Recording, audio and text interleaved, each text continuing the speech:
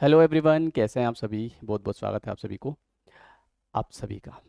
आज की इस क्लास में मैं ईडियम्स के बारे में बात करूंगा। ठीक है, ईडियम कुछ आपको ईडियम बताऊंगा जो कि ऐसे ईडियम है जो कि फ्रिक्वेंटली एग्जाम में आते हैं। ठीक है, ईडियम का मतलब होता है मुहावरे। मुहावरे तो आपको पता ही होगा, है ना। जैसे हिंदी में मुहावरे होते हैं ना, नाच न जाने आंगन टेढ़ा, है ना, एक अनार सो बीमार, ऊंट के मुंह में जीरा। तो उसी प्रकार से अब देखो यहाँ पर हमको इनके मीनिंग पता होने जरूरी है ना। क्योंकि होता क्या है, जैसे मान लो कि कोई व्यक्ति है और उसको जो है वो अंग्रेज आदमी है। अंग्रेज आदमी को अगर मैं कहूँ कि एक अनार सो बीमार, है ना, अब वो उसको अगर उसको इंग्लिश भी आती होगी तो उसके दिमाग में आएगा अनार मतलब पोमोग्रेनेट, बीमार मतलब बीमार आदमी। समझ गए, इसके बाहर वो निकल नहीं पाएगा। इसी प्रकार हमारे साथ होता है। जैसे हमारे साथ में कुछ आ गया कि अ फैट केट, तो हम ज़्यादा से ज़्यादा क्या करेंगे, फैट का मतलब मोटा, केट का मतलब बिल्ली। लेकिन ऐसा नहीं होता है। ईडियम मतलब होता है मुहावरा। जैसे मैंने कहा ऊंट के मुंह में जीरा, इसका मतलब क्या हुआ, इसका मतलब डिमांड ज़्यादा है और सप्लाई कम, है ना। मैंने कहा नाच न जाने आंगन टेढ़ा, इसका अर्थ क्या है, इसका अर्थ ये है कि आता जाता कुछ है नहीं और कहते हैं कि ये काम सही नहीं है। समझ गए, तो वो चीज़ होती है। तो इसी प्रकार से ईडियम होते हैं। तो चलिए शुरुआत करते हैं। पहला ईडियम जो कि बहुत ज़्यादा आता है, व्हील एंड वॉय। व्हील एंड वॉय अगर आपके एग्जाम में आता है तो इसका अर्थ याद रखिएगा, जॉय एंड सोरो, कभी खुशी कभी गम, ये है तेरे करम। समझ गए, तो व्हील एंड वॉय का मतलब होता है जॉय एंड सोरो। फिर आता है अप्स एंड डाउन्स। जीवन में कई बार व्यक्ति के अप्स एंड डाउन्स चलता रहता है। अप्स एंड डाउन्स का मतलब होता है सक्सेस एंड फेल्यूर, कभी व्यक्ति सक्सेस हो जाता है, कभी फेल हो जाता है। प्रोस एंड कॉन्स, कई बार एग्जाम में आता है कि what is the pros and cons, तो प्रोस एंड कॉन्स का मतलब होता है एडवांटेज एंड डिसएडवांटेज, मतलब गुण और अवगुण। इसके बाद आता है सम एंड सब्सटेंस। जैसे कि हम लिखते हैं कि what is the sum and substance of this matter, तो सम एंड सब्सटेंस का मतलब होता है मीनिंग क्या है इसका, इसकी समरी क्या है।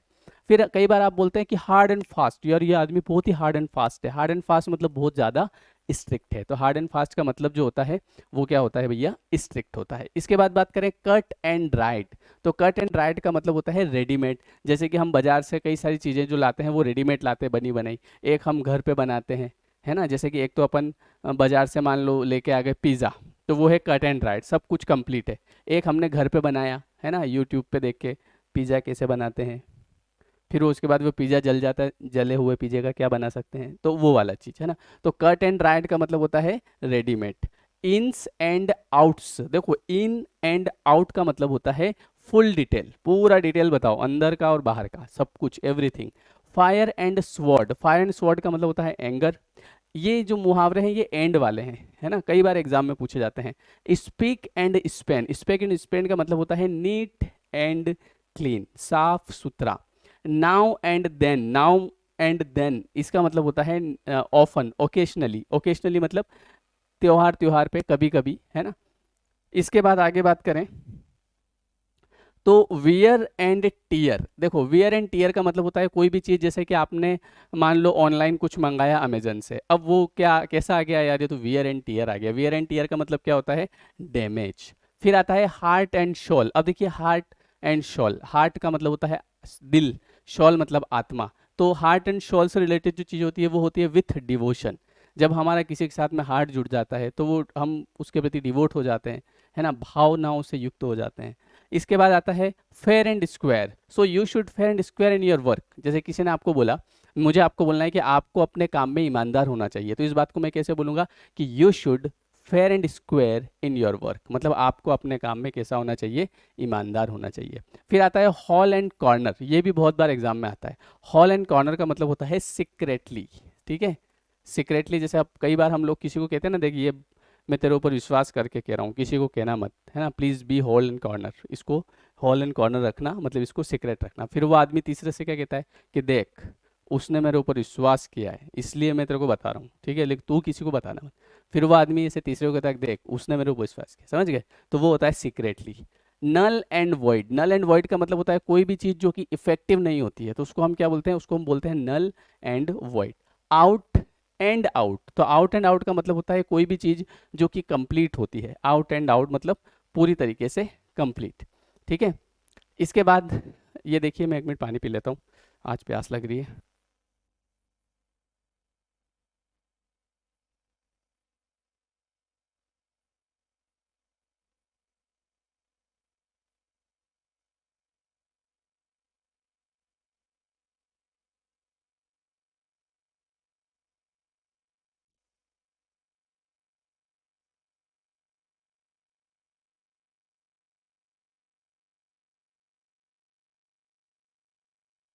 इसके बाद है in every nook and corner. अब ये देखिए कई बार एग्जाम में आता है कि जैसे कि मैंने कहा कि मैं मंदसौर के कोने कोने से वाकिफ हूँ, तो इसको अंग्रेजी में मैं बोलूंगा कि I am well acquainted with. ये क्वेश्चन भी कई बार आता है कि एक्वेंट के साथ क्या यूज़ किया जाता है, तो आप याद रखिएगा एक्वेंट के साथ यूज़ किया जाता है विथ।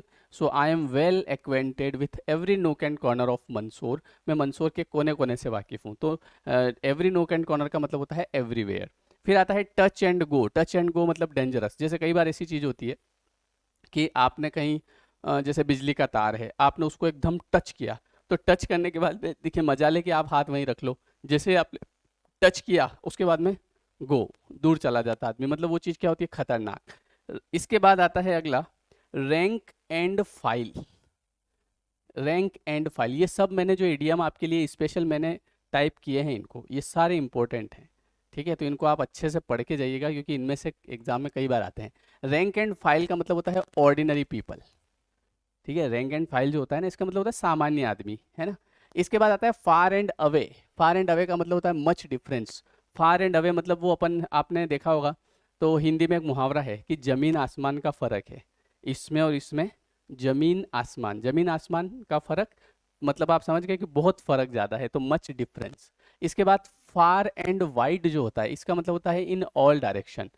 फार एंड वाइड का मतलब होता है सभी दिशाओं में। बाय लिप्स एंड बाउंड्स का मतलब होता है वेरी रैपिडली। कोई भी चीज़ जो कि फटाफट फटाफट होती है रैपिड वे में, उसको हम बोलते हैं by leaps and bounds. Carrot and stick policy, ये एक पॉलिसी जैसे हम यूज़ करते हैं कैरेट एंड स्टिक पॉलिसी, जिसमें जैसे कि मान लो कि या तो आपको गाजर मिलेगी या फिर स्टिक मिलेगी, छड़ी, तो इसका मतलब होता है या तो आपको रिवॉर्ड मिलेगा या फिर आपको पनिशमेंट मिलेगा, ऐसी policy. Move heaven to earth. Move heaven to earth का मतलब क्या है कि मैं, जैसे आपने कहा होगा ना कि मैं इस काम के लिए जमीन आसमान एक कर दूंगा, मतलब मैं ऊपर तक भी जाके आ जाऊंगा, तो इसका अर्थ क्या हुआ, टू डू वंस बेस्ट, मैं अपना 100% देने की कोशिश करूंगा। इसके बाद टू हैंड एंड ग्लव, तो इसका मतलब होता है कोई भी चीज़ जो बहुत क्लोज होती है, जैसे मेरा हाथ और इसमें मैंने ग्लव पहन रखा है, तो कितना क्लोज है ना, वो वाला। आजकल देखा होगा ना आपने, लोग हाथ में ग्लव्स वगैरह पहन पहन के कुछ भी खाने वाने की जगह आप जाओगे, है ना, जैसे पतासे वगैरह वगैरह खिलाते भैया, तो वो ग्लव्स वगैरह पहनते हैं, इसीलिए तो अब टेस्ट कहाँ आता है इतना ज़्यादा। पहले कोरोना से पहले कितने अच्छे लगते थे, है ना, क्योंकि पहले ग्लव्स भी नहीं पहनते थे और 7-7 दिन में नहाते थे, और अब तो क्या रोज़ नहाना पड़ता है, इसलिए। रेन कैट्स एंड डॉग्स, ये भी बहुत एग्जाम में आता है। रेनिंग कैट्स एंड डॉग्स मतलब रेनिंग हेविली, ऐसी बारिश होना बिल्कुल मूसलाधार। इसके बाद go to the dogs. Go to the dogs का मतलब होता है बी रुइंड। बी रुइंड का मतलब होता है बर्बाद हो जाना। जैसे कई बार है ना, तुम भाड़ में जाओ, है ना, मतलब बर्बाद हो जाओ, तो उसी टाइप से अंग्रेजी में होता है गो टू डॉक्स, ठीक है। Every dog has its day, तो इसका मतलब होता है गुड फॉर्चून कम सूनर और लेटर, है ना। सौभाग्य न सब दिन सोता है, देखें आगे क्या होता है। सौभाग्य ऐसा थोड़ी जैसा अपना, जैसे कोई व्यक्ति की जिन जीवन में दरिद्रता है जैसे, तो ऐसा थोड़ी वो जीवन भर दरिद्र ही रहेगा।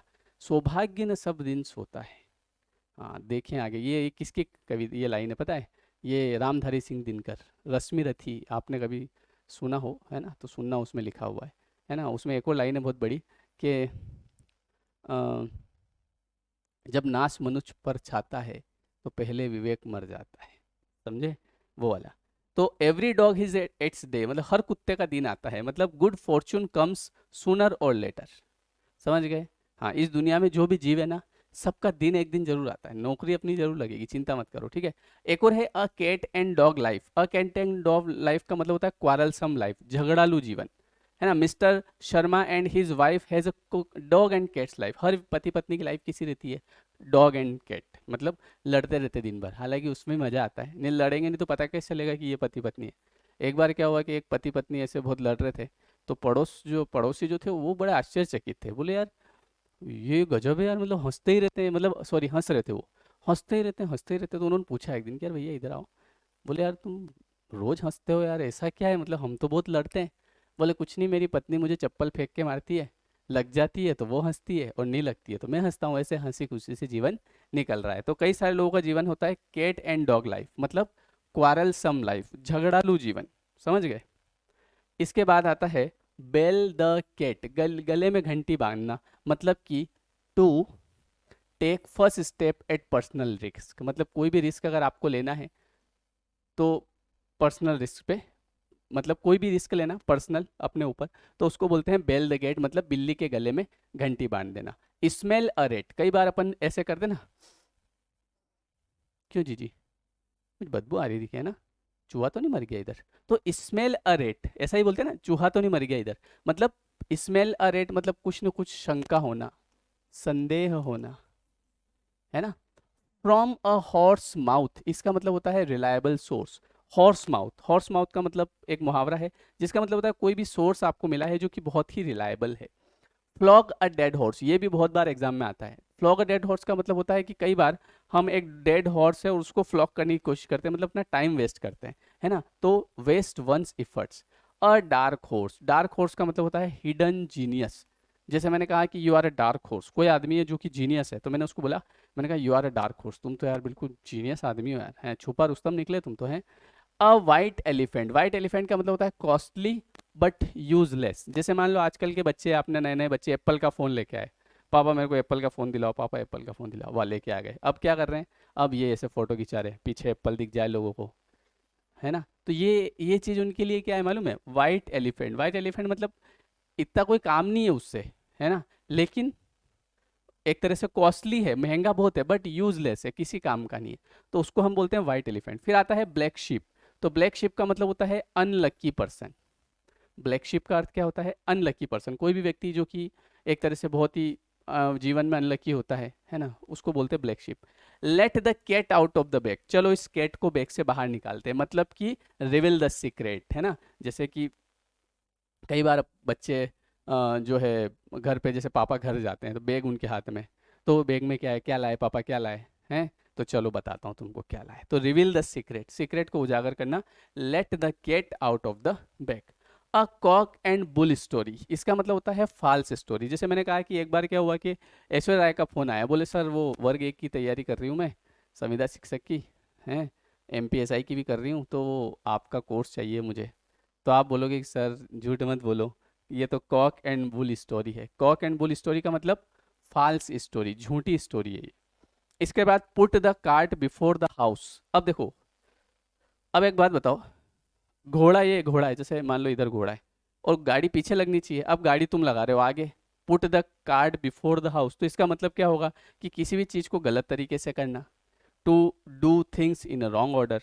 इसके बाद a fish out of the water, एक मछली को अगर पानी से बाहर निकाल दूंगा तो उसकी कंडीशन हो जाएगी अनकंफर्टेबल सिचुएशन, उसकी स्थिति कैसी हो जाएगी, अनकंफर्टेबल, ठीक है। इसके बाद एक और आता है क्विर फिश, ये बहुत बार एग्जाम में आता है। क्विर फिश का मतलब होता है इसेंट्रिक पर्सन। इसेंट्रिक मतलब सन की आदमी। वो धड़कन मूवी देखी ना, उसमें देव कैसा रहता है वो, अंजलि, मैं तुम्हें भूल जाऊं ये हो नहीं सकता, और तुम मुझे भूल जाओ ये मैं होने नहीं दूंगा। तो वो आदमी कैसा है, क्विर फिश। क्विर फिश मतलब इसेंट्रिक पर्सन। आपने पढ़ा भी होगा वोकेबलरी में कि क्विर का मतलब क्या होता है, क्विर का मतलब इसेंट्रिक होता है, इसेंट्रिक का मतलब होता है सन की। सब याद हो जाएंगे ये तो आपको ऐसे चुटकी में, टेंशन मत लो, है ना। हाँ, आप एक बार बस सुन लोगे ना तो जिंदगी भर याद है, टेंशन ही मत लो, ऐसा जादू डाल रखा है मैंने इस पे, ओम भट स्वाहा, ठीक है, टेंशन नहीं लेने का। ये सोचो कि मुझे आ रहे हैं, मतलब जैसे होता है क्या है, हमारे हमारे साथ अभी तक क्या हुआ, सर हम ऐसे रहते हैं, सर मुझे नहीं आता, तो कभी नहीं आएगा। ऐसा बोलो सर सब आ रहा है, कैसी बात कर रहे हो आप, एक एक चीज़, अब दिन बदल गए अपने, हैं अब नौकरी लग जाएगी, अब खाते में पैसे आएंगे हर महीने 40,000 रुपये, फिर अब फील आएगा अंदर से बिल्कुल खतरनाक, ठीक है। बस वो देखो आप, एक्चुअली हम देखते गलत चीज़ें, मतलब हम ये देखते हैं कहीं नौकरी नहीं लगी तो क्या होगा, कहीं कुछ नहीं हुआ तो क्या होगा, ज़िंदगी में पैसे नहीं मिले तो क्या होगा। तो आप सोच क्या रहे हो वही तो मिल रहा है आपको, जैसा आप सोच रहे हो वैसा मिल रहा है। उल्टा सोचो कि जब नौकरी लगेगी तो क्या होगा, फिर देखो अंदर से ऐसे बिल्कुल मज़ा आ जाएगा, फील आएगा अंदर से। अ बर्ड्स आई व्यू, इसका अर्थ होता है general view. A bird's eye view मतलब जनरल व्यू, कॉमन व्यू।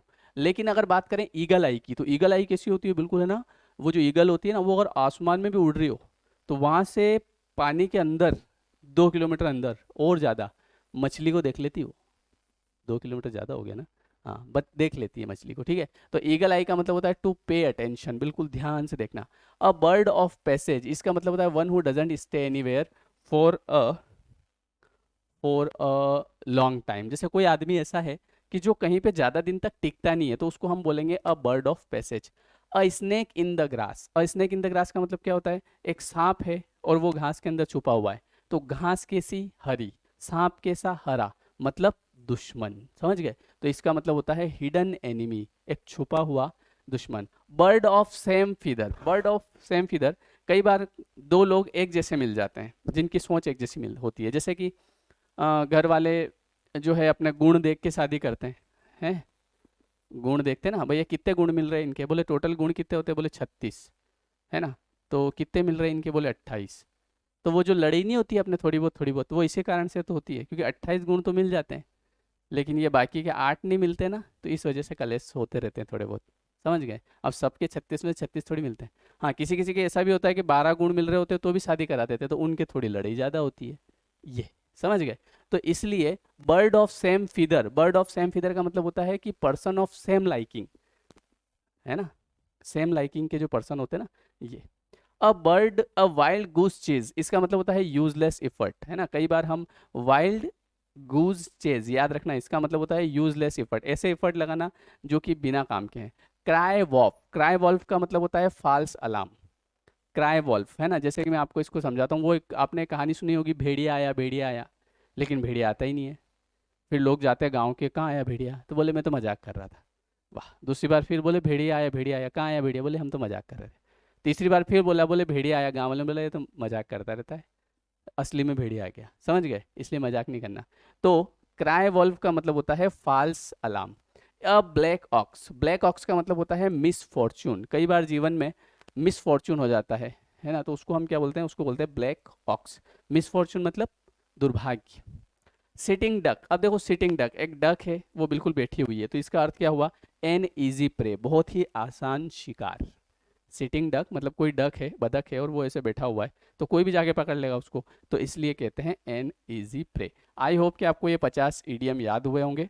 आपने जो अंग्रेजी ग्रामर के जो नोट्स मंगवा रखे हैं ना मेरे बुक, उसके अंदर भी है ये, और वैसे इसकी पीडीएफ भी है, अभी आपको अपलोड कर रखी है, ठीक है। तो ये 50 पैसेज, ये जो 50 क्या बोलते हैं ईडियम्स, इनको एक बार और रिवाइज कर लेना, फिर अगले 50 और कराऊंगा आपको मैं, ठीक है। तो इससे आपको पक्के याद है, कुछ नहीं है इंग्लिश में, ऐसे मच्छर के जैसे मसल देंगे इसको, ठीक है, टेंशन मत लो, सब याद है अपने को, ये कोई बड़ी बात थोड़ी है। ये तो आज तक कभी अपन ने पढ़े ही नहीं, और एग्जाम में आते हैं अपन जवाब नहीं दे पाते हैं, जबरदस्ती घबराते हैं। अभी मैंने आपको 201 वर्ड याद कराए, क्या टाइम लगा होगा, 1 घंटा भी नहीं लगा होगा, आपको 201 वर्ड याद हो गए। ऐसे ही आपको 1 घंटा भी नहीं लगेगा, ये याद हो जाएंगे, समझ गए, यही तो होता है फ़ायदा, ठीक है।